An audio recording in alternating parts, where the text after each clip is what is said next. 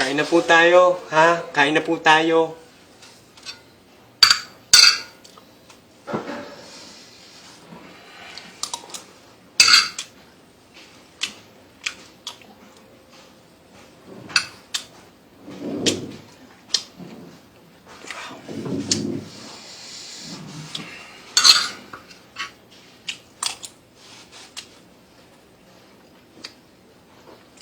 Alam naman ho natin na pag medyo hindi sapat yung ulam natin, pwede naman ho natin na amuyin na lang para kinabukasan may ulam pa po tayo. Practical lang po tayo ngayon, lalong-lalo na sa mga walang-wala. Ito na lang ho gawin nyo.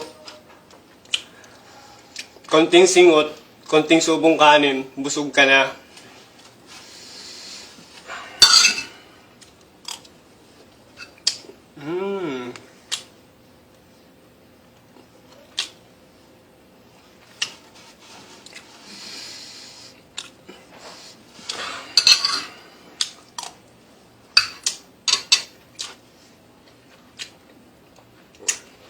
Kahit pa paano mabubusog naman ho tayo ulam din Yung amoy, ulam din yan.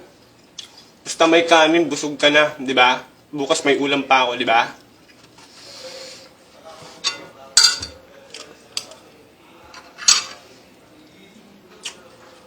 Ingat ho kayo lagi dyan, ha?